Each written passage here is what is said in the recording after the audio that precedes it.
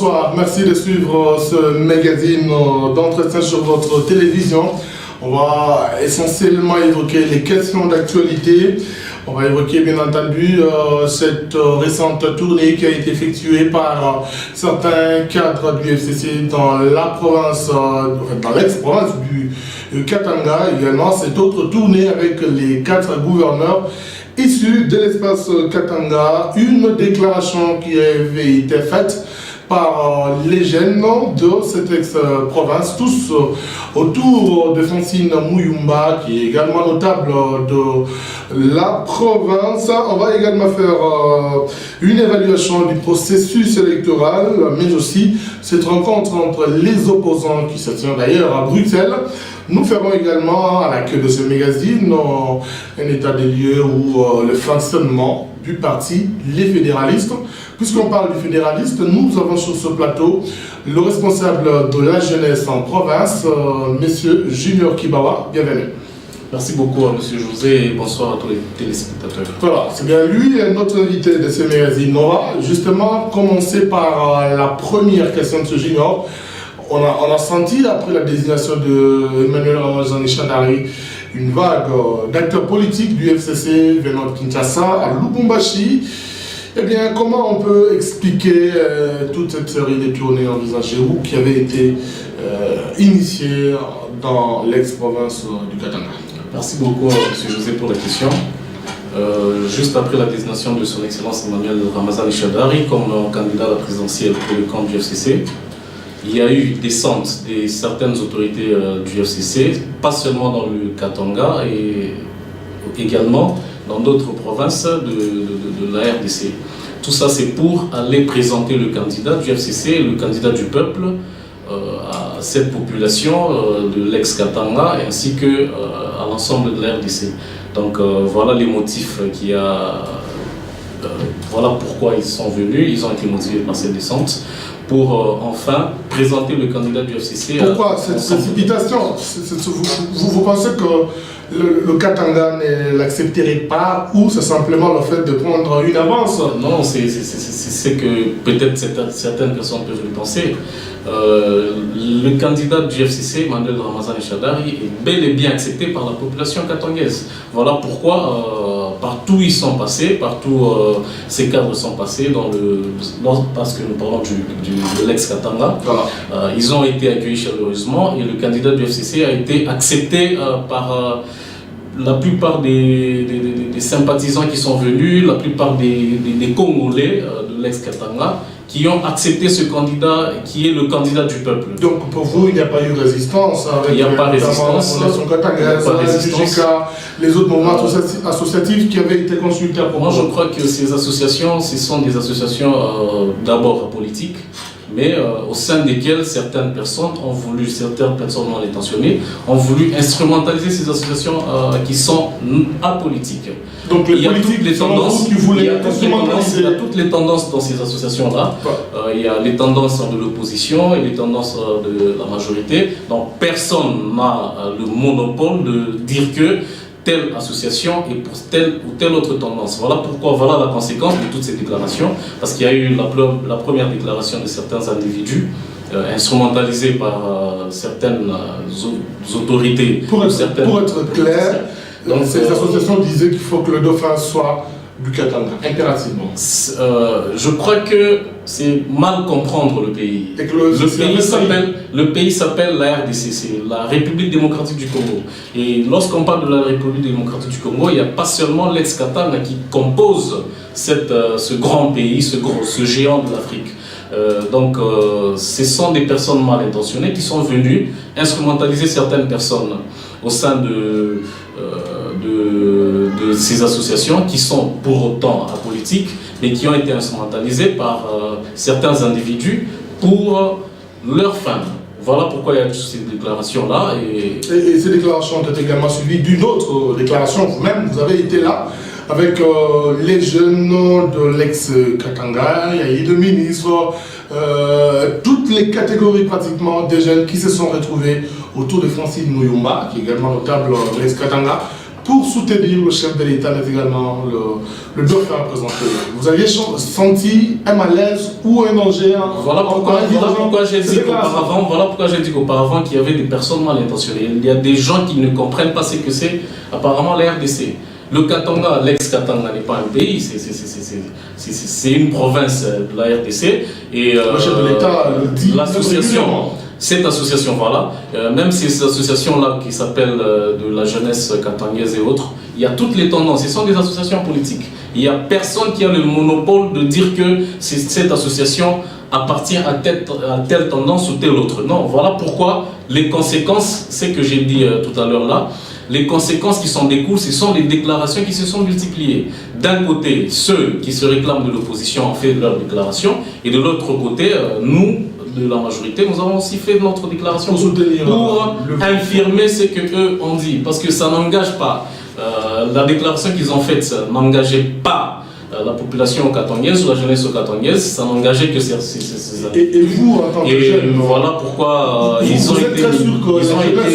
Vous gérez évidemment on soutient le candidat du FCC. Mais naturellement, parce que nous sommes membres du FCC et on soutient le candidat de la majorité du FCC, son Excellence Emmanuel Ramazani Shadari. Voilà. On va évaluer le processus électoral avec vous. Il y a l'opposition qui se retrouve déjà à Bruxelles pour une série de consultations. Je voudrais qu'on commence par là. Dans l'étape évaluation du processus électoral, ça vous fait peur, vous, de la majorité, qu'aujourd'hui, Jean-Pierre Bemba, Moïse Katumbi, Félix Tshisekedi, toutes ces personnalités, tous ces ténors se retrouvent ensemble, et Vital Kamerhe, bien entendu, se retrouvent pour parler du processus électoral. Moi, je crois que ces personnalités dont vous venez de citer de l'opposition, ce n'est pas la première fois qu'ils se rencontrent. Vous vous rappelez aussi de Gelval, il y a cela 2 ou 3 ans. Donc, c'est tout à fait normal. Moi, je crois que ces rencontres devraient se faire pour autant avant le dépôt des candidatures. Et si ça se fait après le dépôt des candidatures, c'est pour quelle fin? Pour envisager d'avoir une candidature commune. Il fallait le faire avant. De toute façon, ça n'engage qu'eux. On ne peut pas leur donner des stratégies. Ça n'engage qu'eux. Nous, on n'a pas peur de ces gens-là parce qu'on a été ensemble. On a été ensemble en 2001. Depuis 2001, on a été en 2006 lors des premières élections. Jean-Pierre Bemba était candidat et tous les autres étaient des candidats. Donc, ça n'avait rien changé au candidat de la majorité présidentielle, son excellent Joseph Kabila Kabange. Donc, même si aujourd'hui se choisissent un seul candidat de l'opposition, nous, notre candidat de la majorité du FCC, son excellence Emmanuel Ramazani Shadari, nous allons gagner haut et fort ces élections. Donc, quelle que soit leur stratégie. Quelles que soient les stratégies de l'opposition, nous allons gagner les élections. Avec quelle conviction vous faites telle affirmation? Parce que le peuple, d'abord, nous sommes de la majorité. Nous sommes majoritaires. Le peuple a déjà accepté notre candidat. La majorité à quel niveau? Au niveau du pouvoir, au niveau à tous les niveaux. Au niveau du peuple, que la majorité se joue. À tous les niveaux, nous sommes majoritaires. En commençant par le chef de l'État, il est majoritaire. À l'Assemblée nationale, nous sommes majoritaires. Donc c'est à tous les niveaux, en commençant par les bas peuples. Parce que ceux qui sont à l'Assemblée, c'est une représentation de la population. Voilà pourquoi nous disons que la majorité est prête et nous allons battre le candidat de l'opposition.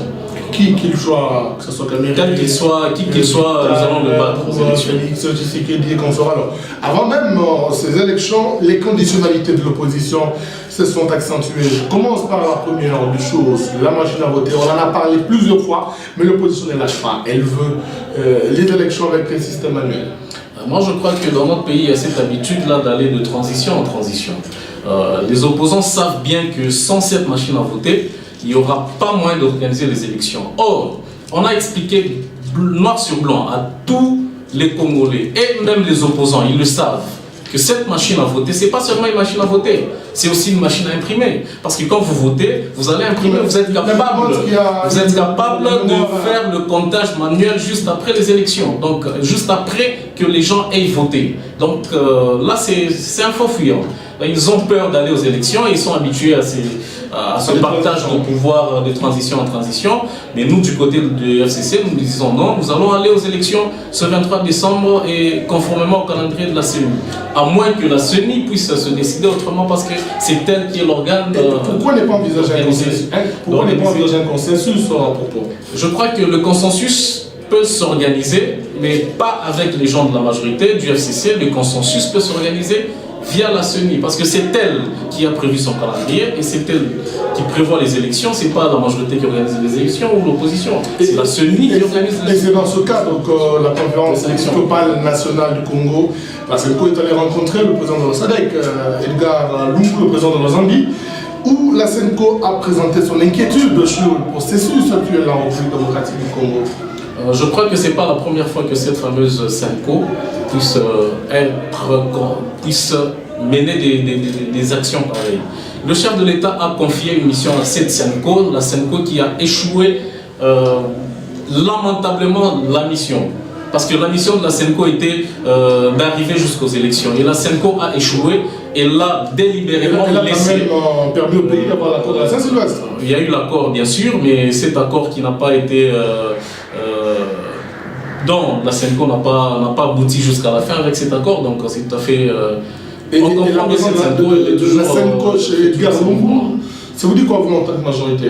Bon, de toutes les façons, c'est une bassesse d'esprit parce que jamais dans un pays de droit, et jamais un pays comme la Zambie n'est venu en RDC ou aller en Tanzanie ou ailleurs pour aller parler des problèmes qui concernent leur pays. Donc c'était les problèmes qui devraient se tenir entre nos Congolais, mais malheureusement, nous voyons que cette CENCO, elle est, depuis beaucoup d'années, elle est toujours au service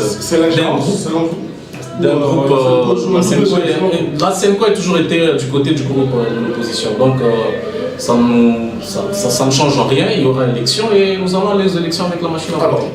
Et s'il faut recompter les voix manuellement, la machine va imprimer parce qu'elle est... Pourquoi persister sur cette machine à voter? Parce que l'opposition dit que vous avez déjà... Je crois que la CENI le président de la CENI ou les membres de la CENI avaient déjà donné plusieurs fois, à plusieurs reprises, les raisons pour lesquelles ils insistent sur cette machine à voter. D'abord, c'est moins coûteux et c'est rapide et ça permet à ce que nous puissions avoir les résultats le plus rapidement possible. Donc sans machine à voter, pas d'élection? Jusque-là, s'il n'y a pas de machine à voter, selon ce que la CENI a prévu, on a tous suivi le président de la CENI, ça n'engage pas le FCC, c'est le président de la CENI lui-même en tant qu'organisateur des élections qui a parlé, qui a dit noir sur blanc que lorsqu'il n'y aura pas machine à voter, il n'y aura pas élection cette année. Or, c'est pas ce que nous, les membres du FCC, nous voulons aller aux élections et passer cette alternative. Vous allez donner raison à une fois de l'opposition qui parle d'une transition sans le président Kabila, au-delà du 23 décembre. Bon, je crois que ça c'est anticonstitutionnel, c'est pas dans notre constitution et c'est pas le moment d'en parler. Nous fions au calendrier de la CENI, nous sommes là, nous allons respecter le calendrier de la CENI et nous attendons la publication des listes définitives d'ici le 19 du mois en cours. Donc nous sommes pour le calendrier et pour l'organisation des élections. À moins que la CENI puisse décider autrement. Mais organiser une transition sans le président de la République, Joseph Kabila, je crois que ça c'est une blague. Voilà. Alors, c'est anticonstitutionnel. En fait, on reste dans le registre du processus électoral. Il y a du Derranders qui a été avec João Lourenço en Angola. La question du processus électoral à RDC a été également évoquée. Comment expliquez-vous cet intérêt que beaucoup de pays africains et occidentaux accordent à ce processus électoral en RDC? Je crois que tout ça, ça vient de la part de nos opposants qui font croire aux autres personnes que le pays ne va pas bien.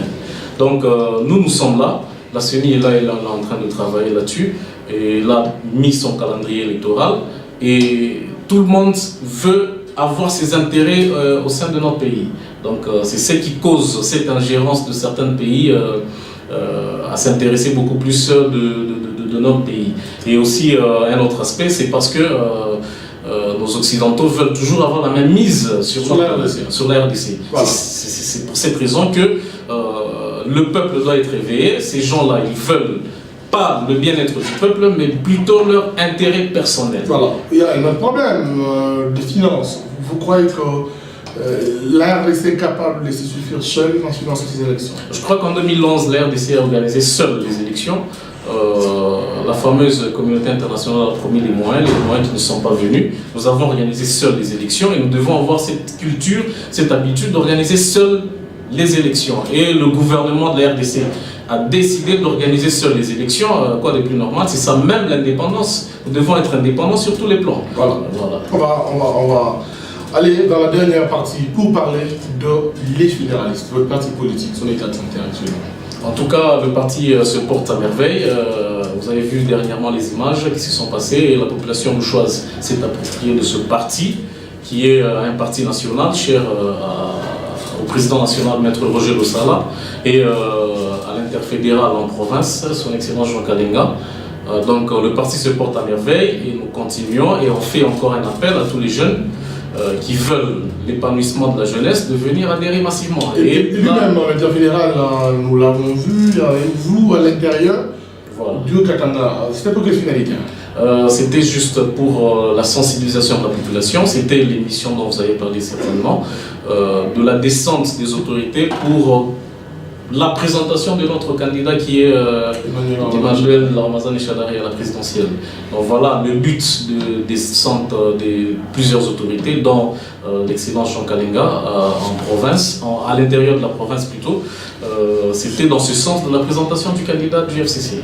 Alors, quelle est la question que vous aviez estimé que je devais vous poser, mais que je n'ai pas posé? Vous pouvez également profiter de l'occasion pour votre résumé, un message à la jeunesse, aux acteurs politiques en rapport avec le processus électoral. Merci beaucoup. Je crois que le seul message qu'on peut donner à toute la population du Haut-Katanga ainsi que celle de la RDC en général, c'est que nous devons être derrière, soutenir ce processus électoral. Et tout le peuple congolais doivent être derrière le président du FCC, le candidat du FCC, son excellence Emmanuel Ramazani Shadari, afin que nous puissions remporter haut la main la victoire à la présidentielle du 23 décembre. Voilà, donc c'est ça le message en général. Et aussi l'appel à tous les jeunes, à tous les mamans, tous les papas, tous les Congolais ou les Hauts-Katangais en général, de venir s'adhérer massivement au Parti fédéraliste parce que c'est un parti de l'avenir et c'est un parti qui respire et qui donne